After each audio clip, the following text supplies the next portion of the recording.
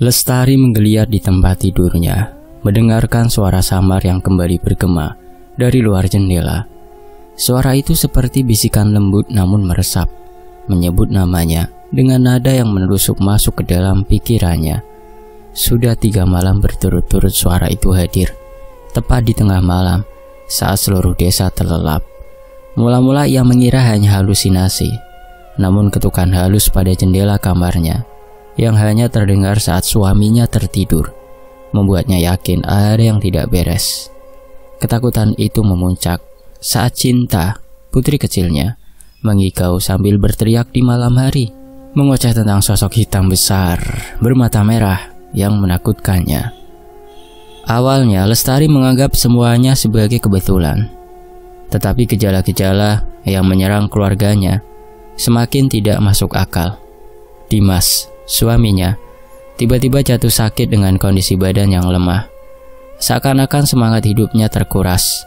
Semakin keras Lestari berusaha menepis rasa takut, semakin banyak hal-hal aneh yang terjadi di sekelilingnya. Bayangan hitam yang mengintip dari sudut-sudut rumah, bau menyengat yang tiba-tiba memenuhi ruang tamu, dan gemericik suara yang terdengar seperti tawa serak semakin sering muncul tanpa alasan yang jelas.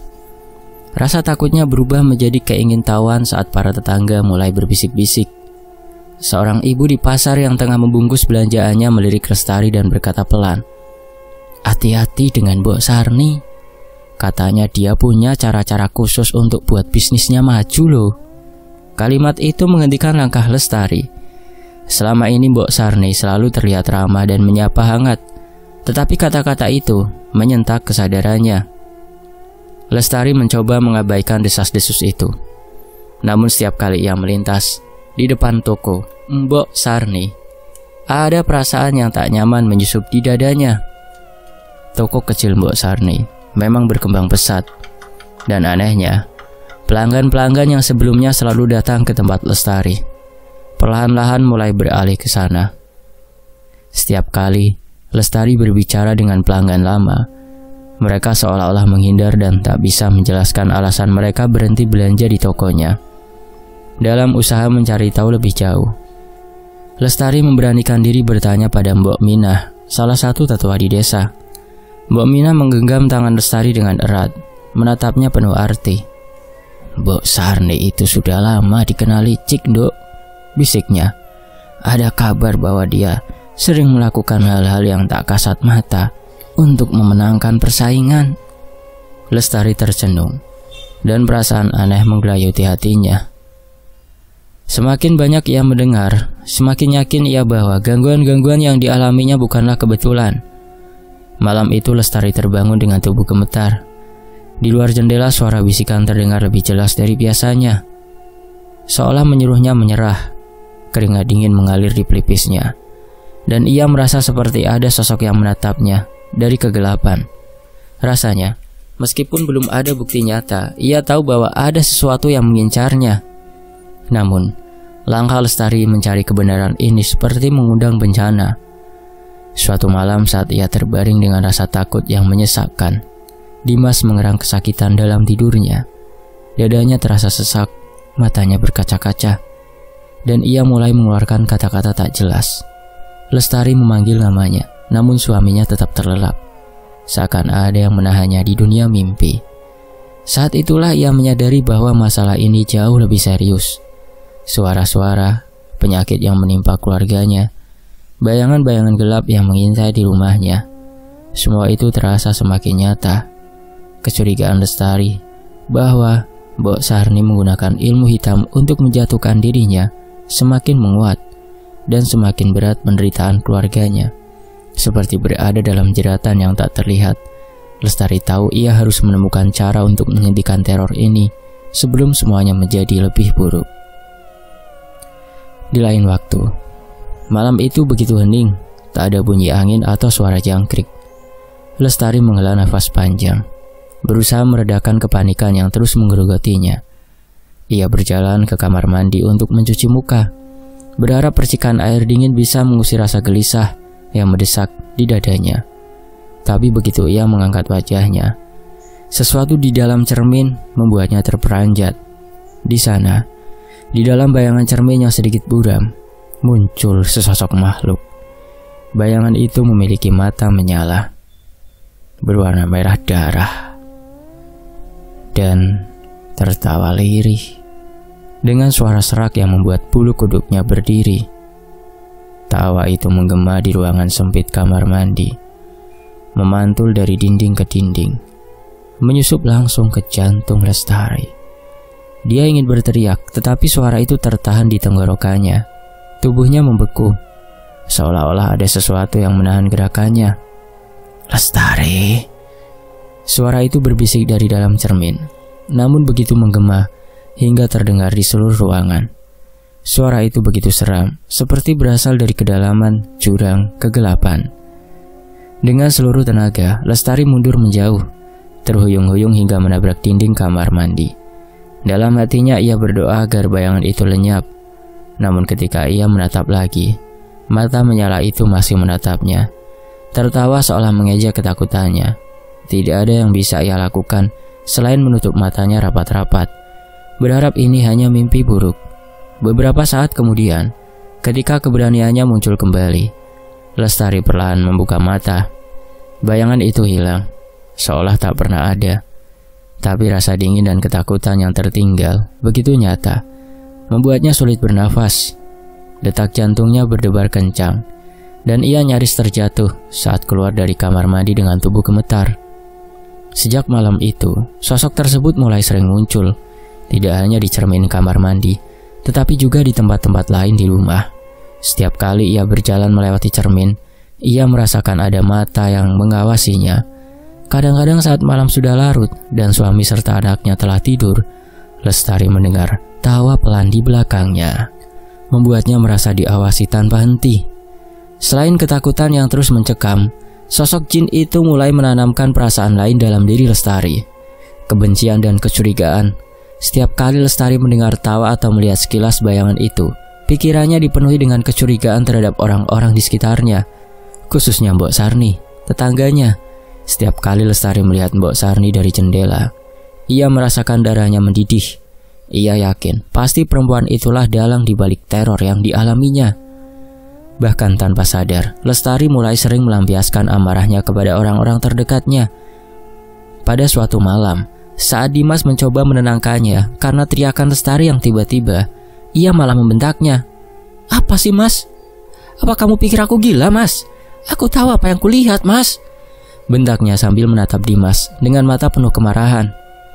Padahal sebelumnya Lestari tak pernah berbicara kasar kepada suaminya. Anaknya pun mulai merasakan perubahan itu. Mereka berusaha mendekati ibu mereka, tetapi seringkali Lestari malah terlihat tergesa-gesa atau terlalu tegang untuk menghabiskan waktu bersama mereka. Semakin lama, pengaruh jin kiriman tersebut semakin mencengkeram dirinya, membuat Lestari kehilangan kedamaian batin. Setiap kali ia merasa ketakutan, jin itu sepertinya menyusup ke dalam pikirannya, mengaduk perasaan-perasaan gelap yang semakin sulit ia kendalikan. Terkadang ia melihat bayangan Mbok Sarni di sudut matanya, meskipun perempuan itu tidak ada di sana. Kecurigaan, amarah, dan rasa putus asa perlahan menggerogoti akal sehat Lestari. Pada suatu malam, suara tawa itu terdengar lagi, tapi kali ini lebih keras. Lestari mendengar tawa itu seperti berasal dari ruangan tamu, dan dengan segenap keberanian, ia melangkah keluar dari kamarnya. Ia melihat sesosok bayangan hitam besar berdiri di dekat jendela. Matanya merah menyala, menatap lurus padanya. Lestari ingin menjerit, namun tubuhnya membeku. Jin itu perlahan-lahan mendekat, sementara tawa seraknya terus menggema. Lestari melangkah mundur, lututnya terasa lemas. "Pergi, jangan ganggu keluarga aku," serunya. Namun jin itu tak mundur, malah semakin mendekat, hingga akhirnya berhenti tepat di depan wajahnya. Aroma busuk yang tak tertahankan menyebar di sekitar mereka. "Ini belum apa-apa, Lestari," suara itu berbisik dalam nada yang penuh ancaman. "Kau akan menderita jika terus melawan." Jin itu kemudian menghilang, namun Lestari bisa merasakan sentuhan dingin di pundaknya, seolah meninggalkan bekas yang membakar. Kejadian itu membuat Lestari semakin terpuruk. Ia semakin mudah tersinggung, dan semakin merasa putus asa. Selama ini ia selalu menjadi orang yang tegar, tetapi sekarang seluruh ketegaran itu terkikis oleh rasa takut yang terus menghantui setiap langkahnya. Lestari tahu ia tak bisa melawan teror ini sendirian, tetapi ia juga belum siap untuk menyerah. Setelah berhari-hari dihantui oleh bayangan dan suara-suara yang tak kunjung berhenti, Lestari merasa sudah sampai pada batasnya. Tiap malam yang berlalu seperti neraka baginya. Setiap detik di rumahnya dipenuhi rasa takut yang tak terkendali. Suami dan anak-anaknya pun mulai semakin khawatir, namun tak tahu harus berbuat apa. Pada suatu siang yang terik, ketika pikiran Lestari semakin kacau, ia memutuskan untuk mencari bantuan yang selama ini ia hindari karena rasa ragu. Ia harus menemui Pak Farhan. Pak Farhan adalah sosok yang dihormati di desa. Wajahnya tenang dan tutur katanya selalu penuh keyakinan. Seringkali menenangkan hati siapa saja yang mendengarnya. Sudah banyak warga yang mengakui kemampuannya dalam mengatasi masalah-masalah gaib, terutama yang berkaitan dengan santet dan jin. Lestari tiba di rumah Pak Farhan dengan tubuh gemetar dan hati penuh kecemasan.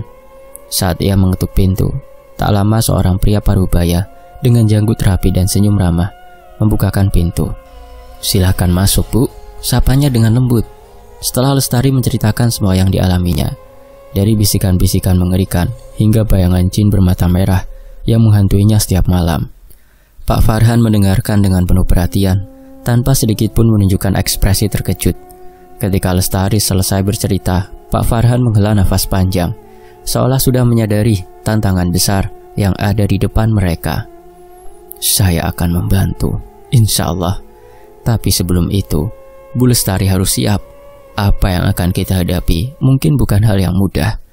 Jin yang terikat dengan santet biasanya tidak akan pergi begitu saja, Bu. Ada ikatan kuat yang menghubungkan jin itu dengan dunia ini, dan biasanya ikatan itu dibentuk melalui beberapa tempat atau objek yang sangat kuat," jelas Pak Farhan. Lestari mengangguk, meski hatinya masih berdegup kencang. "Apa yang harus saya lakukan, Pak?" "Pertama-tama, kita perlu mencari tahu di mana titik-titik kuat, tempat-tempat di mana ritual santet biasanya dilakukan. Jin ini mungkin terikat dengan energi di tempat-tempat tersebut. Saya akan coba mulai dengan menyelidiki titik-titik yang biasanya digunakan oleh orang yang melakukan ritual santet, dan Ibu harus siap untuk melawan ketakutan yang mungkin akan semakin besar saat kita semakin dekat dengan kebenaran." Pak Farhan mulai melakukan penyelidikan dengan cara yang mendalam. Ia menelusuri beberapa tempat di desa yang dikenal sebagai tempat-tempat berkekuatan gaib. Mulai dari kebun kosong di pinggir desa, hingga pohon beringin tua yang konon sering digunakan sebagai tempat pemujaan. Setiap kali mereka mengunjungi tempat-tempat tersebut, Lestari merasakan hawa dingin yang semakin membuatnya gelisah. Seakan ada mata tak kasat mata yang selalu mengawasi langkah mereka. Ketika mereka tiba di salah satu titik terakhir, sebuah sumur tua yang berada di belakang kebun Mbok Sarni, Pak Farhan berhenti dan berdoa di sana. Sumur tua itu tampak biasa saja, namun hawa di sekitarnya begitu suram dan menyelimuti udara sekitar dengan aroma busuk. Pak Farhan menutup matanya, mengheningkan cipta, dan mulai merapal doa dengan suara yang begitu mantap. Namun, begitu doanya selesai, angin berhembus kencang, dan Lestari merasakan sesuatu yang mencekam, menyelinap ke dalam hatinya. Suara tawa serak samar-samar terdengar, seperti ejekan yang datang dari dasar sumur. Suara itu berdesis, seolah memperingatkan mereka agar tidak mengganggu. "Ibu Lestari, jin ini memang kuat, Bu," kata Pak Farhan dengan nada serius. "Ia telah membangun kekuatannya di tempat-tempat tertentu. Kemungkinan jin ini telah diikat dengan cara yang sangat kuat, dan ini akan membutuhkan lebih dari sekedar doa. Saya akan melakukan pengusiran jin di tempat ini, tetapi Ibu harus siap menghadapi konsekuensinya. Bisa jadi jin ini akan semakin agresif untuk menakut-nakuti dan menggagalkan kita." Lestari menggigit bibirnya, menahan rasa takut yang merayap naik. Namun ia tahu bahwa ini adalah satu-satunya cara untuk mengakhiri teror yang dialaminya. Ia mengangguk mantap, walaupun ia merasa nyalinya mulai diuji. "Saya siap, Pak," Saya tidak ingin hidup saya terus dihantui oleh makhluk itu. Pak Farhan tersenyum penuh keyakinan dan kembali menutup matanya untuk berdoa. Kali ini lebih khusyuk dan panjang. Setiap kalimat doa yang diucapkannya terasa semakin menenangkan. Meskipun angin di sekitar mereka semakin kencang dan suara-suara aneh mulai terdengar. Ketika ia membuka matanya kembali, ia menatap Lestari dengan penuh kesungguhan. Ini baru permulaan. Malam ini kita akan kembali ke sini, Bu Lestari. Di tengah malam. Karena jin ini cenderung lebih kuat pada jam-jam tertentu. Ibu perlu berdoa dan memperkuat batin untuk menghadapi malam itu. Pertemuan nanti akan menguji ketabahan ibu. Kata-kata Pak Farhan membuat bulu kuduk Lestari berdiri. Malam itu, setelah kembali ke rumah, ia tidak bisa tidur. Segala persiapan mental dan batin ia lakukan, berusaha menguatkan dirinya dari segala rasa takut yang terus menghantui. Perasaannya seperti berada di ambang kegelapan yang tak terhindarkan, tetapi untuk pertama kalinya, ia merasa tidak sendirian. Ketika malam semakin larut, Lestari merasakan ketakutan yang lain, ketakutan akan apa yang mungkin terjadi di malam berikutnya. Tapi kali ini, ia bertekad untuk melawan. Dan tepat tengah malam, ia akan berdiri di samping Pak Farhan, menghadapi sosok yang selama ini mengusik hidupnya dengan cara yang tak pernah ia bayangkan sebelumnya. Malam itu, bulan purnama menggantung penuh di langit, sinarnya memancar terang, namun tetap tidak mampu mengusir kegelapan yang menyelimuti tempat sakral di pinggir desa. Pak Farhan dan Lestari tiba di lokasi dengan suasana hati yang tegang, namun penuh tekad. Lokasi itu adalah sebuah tanah lapang dengan pohon beringin tua menjulang di tengahnya, yang dikelilingi oleh kabut tipis dan hawa dingin menusuk. Bagi sebagian besar warga desa, tempat ini merupakan area yang pantang untuk dikunjungi malam-malam seperti ini. Terlalu banyak kisah seram yang beredar di antara mereka. Saat melangkahkan kakinya ke area tanah lembab itu, Lestari merasakan desiran angin yang berbeda, seolah berbisik, berusaha menggoyahkan tekadnya. Sejak awal, ketakutan tak kunjung sirna dari hatinya, tapi sorotan mata penuh keyakinan dari Pak Farhan memberi Lestari keberanian untuk tetap melangkah. Bu Lestari, ini akan jadi ujian besar. Apapun yang terjadi, jangan berhenti berdoa. Kita akan mendekatkan diri padanya, dan jangan biarkan rasa takut menguasai pikiran. Pak Farhan memperingatkan dengan suara lembut namun tegas. Lestari mengangguk. Tangannya gemetar memegang tasbih yang diberikan Pak Farhan sebelumnya. Bersama mereka mulai melantunkan doa, suaranya bergema di udara malam yang sepi. Belum lama mereka memulai. Angin kencang tiba-tiba berhembus, mengirimkan suara gemerisik daun yang mengancam. Lestari merasakan udara sekitarnya mendadak menjadi lebih dingin dan berat. Di sudut matanya, ia melihat bayangan hitam melintas, diikuti oleh suara tawa yang dalam dan serak. Jin itu mulai menunjukkan wujudnya. Pertama-tama hanya bayangan samar yang memanjang, namun semakin lama sosoknya semakin jelas. Tiba-tiba dari arah pohon beringin muncul sesosok tinggi besar dengan mata merah yang bersinar dalam kegelapan. Tawa mengerikan bergema dari mulutnya yang tak jelas bentuknya, dan ia bergerak perlahan, seolah-olah menantang mereka. Lestari merasakan gelombang ketakutan yang menghebat. Namun suara doa Pak Farhan yang terus terlantun membuatnya tetap kuat. Jin itu mulai berusaha menggoda dan mengintimidasi. Sesekali berubah wujud menjadi orang yang dikenali Lestari, ayahnya, bahkan mau wujud sebagai suaminya. Jin tersebut mengeluarkan kata-kata kasar, berbisik dengan suara lembut namun menyeramkan. Serahkan dirimu padaku. Akhiri semua penderitaan ini. Biarkan aku tinggal di tubuhmu. Setiap kali Lestari hendak goyah, Pak Farhan mengingatkannya untuk tetap berzikir, menyadarkannya kembali. Jangan biarkan dirinya masuk ke dalam hatimu, Bu Lestari. Tetap fokus, tetap berdoa. Lestari menarik nafas panjang, berusaha menenangkan diri dan mengikuti petunjuk Ustadz Farhan. Doa-doa mereka semakin kencang dan jin itu mulai menggeliat kesakitan, seperti terbakar oleh lantunan ayat suci yang memenuhi udara. Jin itu kembali menampakkan sosoknya, kali ini dengan bentuk lebih besar dan mengerikan. Matanya yang merah menyala membesar, dan ia mengeluarkan raungan keras yang menggetarkan tanah di sekitar mereka. Seketika jin itu menyerang dengan wujud yang mengerikan, seolah hendak merobek pertahanan mereka dengan energi jahatnya. Bayangannya menakutkan dan menghampiri dengan cepat. Tapi Pak Farhan mengangkat tangannya, memanjatkan doa dengan penuh kekhusyukan, dan menghalau jin itu dengan cahaya dari kekuatan batinnya. Jin itu bertahan, berteriak kesakitan, dan semakin lama semakin lemah.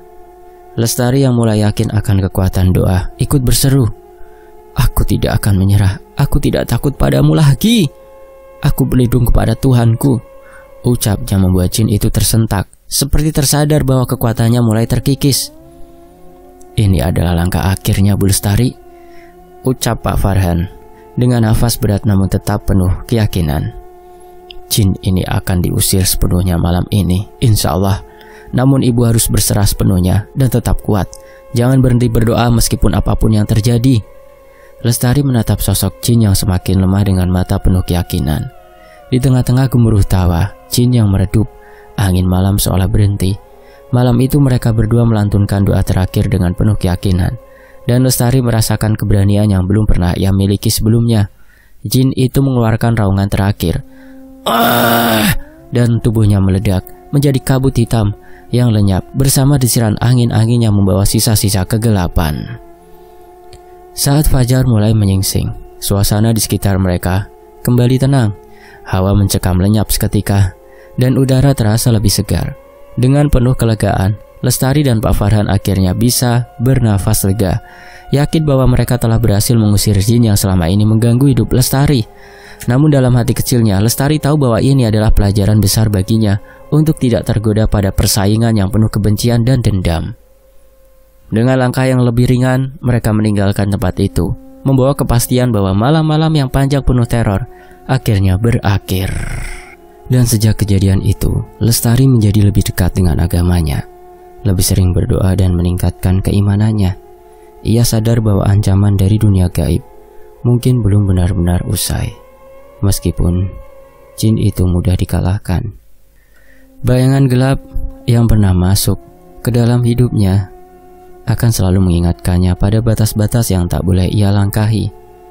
Lestari berdiri di depan jendela rumahnya, menatap matahari terbenam di ufuk barat.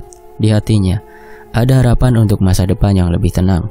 Namun ia tahu bahwa kisah ini bukan sekedar kemenangan atas suatu jin, melainkan sebuah pelajaran hidup yang akan selalu ia bawa, bahwa kekuatan kegelapan akan selalu mencoba kembali jika ia lalai menjaga imannya. Di sisi lain, beberapa bulan setelah kejadian malam kelam itu, kabar tentang Mbok Sarni mulai tersebar.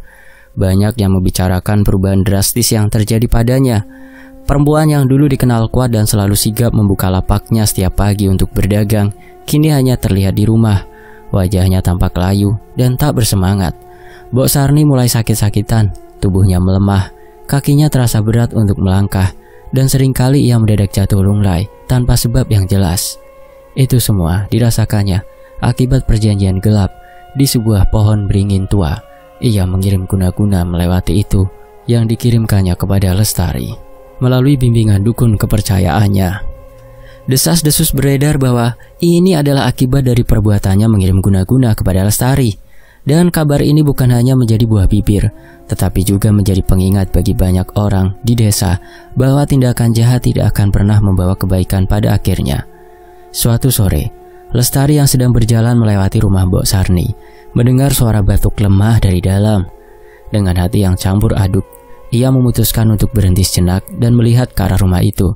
Dari sela pintu, tampak Mbok Sarni terkulai di tempat tidurnya, dengan hanya seorang cucu kecil yang menemaninya. Setelah lama bergulat dengan berbagai perasaan, Lestari akhirnya melangkah masuk. Mbok Sarni," panggilnya dengan lembut. Mendengar suara Lestari, Mbok Sarni membuka matanya yang terlihat lemah, seakan ia tak percaya bahwa orang yang pernah ia sakiti kini berdiri di hadapannya. "Lestari, mengapa kamu di sini?" Suara Mbok Sarni bergetar, setengah malu dan penuh penyesalan. Lestari menghela nafas panjang, mencoba mengesampingkan segala rasa benci yang pernah ia miliki. Ia duduk di samping Mbok Sarni dan menggenggam tangannya yang lemah. "Mbok, saya hanya ingin tahu keadaan Mbok," katanya lembut. Air mata Mbok Sarni mulai mengalir, Dalam kondisi lemah itu, ia mengakui bahwa rasa iri dan kebenciannya telah membuatnya mengirim guna-guna yang akhirnya menjerat dirinya sendiri. Aku tahu semua yang aku lakukan itu salah. Sekarang aku sudah menerima akibatnya, ucap Mbok Sarni sambil terisak. Melihat kondisi Mbok Sarni yang penuh penyesalan, Lestari merasa hatinya melunak. Ia memaafkan Mbok Sarni dan berjanji untuk melupakannya. Meski masih dihantui oleh trauma, ia tahu bahwa amarah tak akan membawa ketenangan dalam hidupnya. Setelah hari itu, Lestari bahkan beberapa kali mengirim makanan ke rumah Mbok Sarni yang sekarang tak lagi bisa berdagang. Berkat dukungan kecil dari Lestari dan beberapa tetangga lain, Mbok Sarni bisa melalui sisa hidupnya dengan lebih tenang meski dalam keadaan sakit. Lestari belajar banyak dari pengalaman pahit ini. Dia memahami bahwa dendam dan amarah hanya akan menghancurkan diri sendiri dan orang lain. Dalam kebijaksanaan yang ia temukan, Lestari merasa hidupnya lebih tenang dan damai. Setiap kebaikan yang ia lakukan kini berakar dari niat tulus untuk menjalani hidup lebih baik. Sementara karma dari tindakan Mbok Sarni menjadi pelajaran yang diingat banyak orang di desa. Kisah ini menjadi pengingat bagi seluruh warga desa bahwa dalam kehidupan apa yang ditabur seorang pasti akan dituai juga. Selesai. Semoga terhibur dan bisa mengambil manfaat dari kisah ini. Tonefas pamit, mohon maaf kalau ada salah kata ya. Wassalamualaikum. Sampai jumpa di kisah lainnya.